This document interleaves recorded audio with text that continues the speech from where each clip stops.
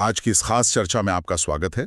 हमारे सामने 17 जनवरी 2026 के द इंडियन एक्सप्रेस अखबार पर आधारित यूपीएससी और राज्य सिविल सेवा परीक्षाओं के लिए तैयार किए गए कुछ महत्वपूर्ण बहुविकल्पीय प्रश्न हैं। जी, और हमारा मकसद सिर्फ सही जवाब जानना नहीं है, बल्कि हर विकल्प के पीछे की जो वजह है उसे गहराई से समझना है। बिल्कुल।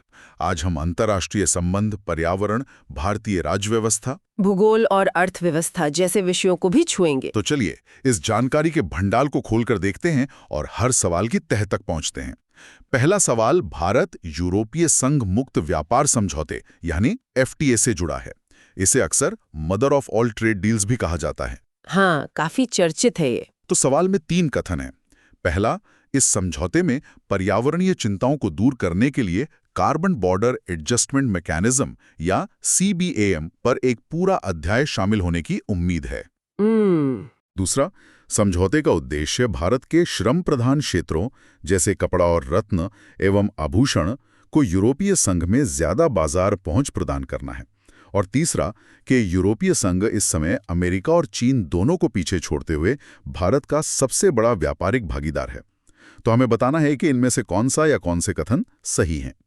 देखिए, इसमें आकर्षक बात यह है कि कैसे तथ्य और जो धारणाएं हैं वो आपस में मिली हुई हैं। चलिए एक एक करके कथनों को देखते हैं। जी। पहला कथन जो है वो असल में गलत है। अच्छा। हाँ, सीबीएम एक बहुत बड़ा मुद्दा तो है, इसमें कोई शक नहीं, लेकिन ये यूरोपीय संघ की एक तरफा नीति है। भारत इस पर बातचीत जरूर कर रहा है, पर इसे समझौते में एक अध्याय के रूप में शामिल नहीं किया जा रहा है। मतलब ये समझौते का हिस्सा नहीं बल्कि एक अलग मुद्दा है जो साथ साथ चल रहा है। बिल्कुल। दूसरा कथन वो एकदम सही है। किसी भी व्यापार समझौते का एक मुख्य लक्ष्य यही होता है कि अपने मजबूत क्षेत्रों को, जैसे भारत के लिए कपड़ा उद्योग है, उन्हें नए बाजार मिले। सही बात है। और तीसरा कथन वो भी गलत है। ये एक आम गलतफहमी हो सकती है, पर आंकड़ों के अनुसार अमेरिका अभी भी भारत का सबसे बड़ा व्यापारिक भागीदार है। तो इसका मतलब केवल दूसरा कथन ही सही हुआ। ये बात वाकई दिलचस्प है कि सीबीएम समझौते का हिस्सा नहीं बल्कि बातचीत का एक विवादास्पद बिंदु है। हाँ, और यही छोटी छोटी बातें ही परीक्षा में अंतर पैदा करती हैं। निश्चित रूप से। ये जीएस पेपर 2 में द्विपक्षीय और क्षेत्रीय समझौतों के टॉपिक से सीधे जुड़ता है। चलिए अब अगले सवाल पर आते हैं। ये काजीरंगा राष्ट्रीय उद्यान में एलिवेटेड कॉरिडोर परियोजना के बारे में है। पर्यावरण की दृष्टि से एक बहुत ही संवेदनशील और महत्वपूर्ण विषय है। जी। इसके भी 3 कथन हैं। पहला, ये कॉरिडोर नेशनल हाईवे 715 पर बनाया जा रहा है ताकि काजीरंगा और कार्बी आंगलोग पहाड़ियों के बीच जानवरों की आवाजाही बिना किसी रुकावट के हो सके। ठीक है। दूसरा, काजीरंगा भारत का एकमात्र संरक्षित क्षेत्र है जहां बिग 5 पाए जाते हैं: एक सींग वाला गैंडा, रॉयल बंगाल टाइगर, एशियाई हाथी, जंगली भैंसा और बारहसिंगा। बिग 5। और तीसरा, इस परियोजना का पूरा खर्च ग्लोबल एनवायरनमेंट फैसिलिटी यानी जीईएफ द्वारा उठाया जा रहा है। अगर हम इसे बड़ी तस्वीर से जोड़कर देखें तो ये विकास और संरक्षण के बीच संतुलन का एक बेहतरीन उदाहरण है। हाँ, पहला कथन पूरी तरह सही है। जानवरों को सुरक्षित रास्ता देना ही इस एलिवेटेड कॉरिडोर का मुख्य उद्देश्य है। अच्छा। दूसरा कथन भी सही है। काजीरंगा की ये खासियत उसे अद्वितीय बनाती है। ये बिग 5 उसकी पहचान है। और तीसरे कथन के बारे में क्या? लेकिन तीसरा कथन गलत है। अखबार की रिपोर्ट के अनुसार इस परियोजना की लागत 6,950 करोड़ रुपए से भी ज्यादा है। ओह, काफी बड़ी रकम है। हाँ, और इसका वित्तपोषण मुख्य रूप से सड़क परिवहन और राजमार्ग मंत्रालय और राज्य सरकार द्वारा किया जा रहा है, न कि जीईएफ द्वारा। वाह, बिग 5 वाली जानकारी तो सच में याद रखने लायक है। और ये भी कि बड़ी परियोजनाओं के वित्त पोषण का स्रोत जानना कितना जरूरी है। हम अक्सर अंतर्राष्ट्रीय संस्थाओं का नाम सोच लेते हैं। हाँ, और ये जीएस पेपर 3 में संरक्षण और पर्यावरण के विषय से जुड़ा है। अब आते हैं भारतीय राज्य व्यवस्था पर। दल बदल विरोधी कानून यानी 10वीं अनुसूची, ये तो हमेशा सुर्खियों में रहती है। हमेशा।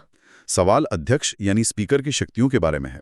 पहला, क्या अध्यक्ष किसी सदस्य के खिलाफ बिना किसी औपचारिक शिकायत के स्व प्रेरणा से मतलब सुओ मोटू दल बदल की कार्रवाई शुरू कर सकता है? दूसरा, क्या संविधान में कोई समय सीमा तय है जिसके भीतर अध्यक्ष को अयोग्यता याचिका पर फैसला लेना होता है?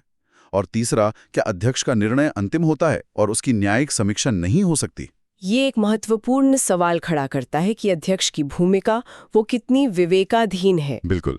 तो देखिए, पहला कथन गलत है। अध्यक्ष तभी कार्रवाई कर सकता है जब सदन का कोई दूसरा सदस्य एक याचिका दायर करे। वो अपनी मर्जी से एक्शन नहीं ले सकता। अच्छा, तो एक फॉर्मल कंप्लेंट जरूरी है। जी। दूसरा कथन कि क्या कोई समय सीमा है, तो इसका जवाब है नहीं। संविधान में कोई समय सीमा नहीं दी गई है। इसी वजह से शायद फैसले लटके रहते हैं। हाँ, बिल्कुल। हालांकि सुप्रीम कोर्ट ने केशम मेघचंद्र सिंह मामले में सुझाव दिया था कि फैसला 3 महीने में हो जाना चाहिए, पर वो कह सकते हैं कि बाध्यकारी नहीं है। और तीसरा कथन, न्यायिक समीक्षा वाला, वो भी गलत है। 1992 में एक बहुत ही ऐतिहासिक मामला था किहोतो होलोहान केस। जी, सुना है इसके बारे में। उसके बाद से अध्यक्ष के फैसले की न्यायिक समीक्षा हो सकती है। तो यहाँ पर सुप्रीम कोर्ट के फैसलों की भूमिका बहुत महत्वपूर्ण हो जाती है।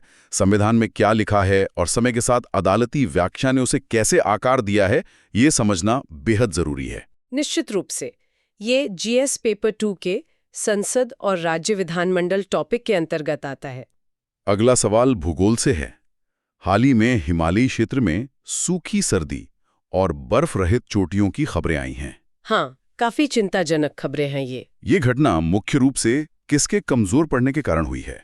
विकल्प हैं दक्षिण पश्चिम मानसून, उत्तर पूर्व मानसून, पश्चिमी विक्षोभ या फिर उष्णकटिबंधीय पूर्वी जेट। इसका जवाब तो सीधा है, लेकिन इसके पीछे का जो विज्ञान है वो बहुत दिलचस्प है। बताइए। सही उत्तर है सी, पश्चिमी विक्षोभ यानी वेस्टर्न डिस्टर्बेंसेस। Western disturbance. जी, ये भूमध्य सागरीय क्षेत्र से उठने वाले तूफान हैं जो उत्तर भारत में सर्दियों की नमी और बर्फबारी लाते हैं। जब ये कमजोर पड़ते हैं या अपना रास्ता बदल लेते हैं तो उत्तर भारत में सर्दियां सूखी रह जाती हैं, जैसा कि इस साल की रिपोर्ट में बताया गया है। तो इसका मतलब ये हुआ कि भारत की सर्दियों का मौसम हजारों किलोमीटर दूर भूमध्य सागर में होने वाली गतिविधियों पर निर्भर करता है। ये तो सच में बहुत फैसिनेटिंग है। हाँ, और ये जीएस पेपर 1 में महत्वपूर्ण भूभौतिकीय घटनाओं के पाठ्यक्रम का हिस्सा है। हमारा आखिरी सवाल क्रिटिकल मिनरल्स यानी महत्वपूर्ण खनिजों पर है। भारत जापान रणनीतिक वार्ता में इस पर काफी जोर दिया गया। बहुत ही प्रासंगिक विषय है ये आज के समय में। सवाल यह है कि किसी खनिज को क्रिटिकल क्या बनाता है? 3 कथन है। पहला, ये किसी देश की आर्थिक और राष्ट्रीय सुरक्षा के लिए आवश्यक है। जी। दूसरा, उस खनिज की आपूर्ति श्रृंखला मतलब सप्लाई चेन में बाधा आने का खतरा है। और तीसरा, ये हरित ऊर्जा प्रौद्योगिकियों जैसे ईवी बैटरी और पवन टरबाइनों के लिए एक आवश्यक घटक है। ये आज के जियोपॉलिटिक्स का एक बहुत ही जरूरी विषय है और यहाँ ये तीनों ही कथन सही हैं। तीनों सही हैं? हाँ, तीनों। क्रिटिकल का मतलब सिर्फ दुर्लभ होना नहीं होता। इसका मतलब है कि वो खनिज हमारी अर्थव्यवस्था और सुरक्षा के लिए अनिवार्य है। अच्छा। और उसकी सप्लाई चेन का कुछ ही देशों पर जैसे चीन पर निर्भर होना उसे और भी क्रिटिकल बना देता है। और भविष्य की टेक्नोलॉजी के लिए भी जरूरी है। बिल्कुल, भविष्य की टेक्नोलॉजी, खासकर ग्रीन एनर्जी के लिए उसकी जरूरत उसे रणनीतिक रूप से बहुत महत्वपूर्ण बनाती है। लिथियम, कोबाल्ट और रेयर अर्थ एलिमेंट्स, ये सब इसके सबसे अच्छे उदाहरण हैं। तो इसका कुल मतलब ये है कि ये सिर्फ एक आर्थिक वस्तु नहीं है, बल्कि एक रणनीतिक संपत्ति है। एकदम। और भारत और जापान का सहयोग इसी आपूर्ति श्रृंखला के जोखिम को कम करने के लिए है। बिल्कुल सही। ये जीएस पेपर 1 और 3 दोनों के लिए महत्वपूर्ण है, जहां हम दुनिया भर में प्रमुख प्राकृतिक संसाधनों के वितरण के बारे में पढ़ते हैं। तो आज की इस चर्चा में हमने देखा कि कैसे व्यापार समझौतों की बारीकियां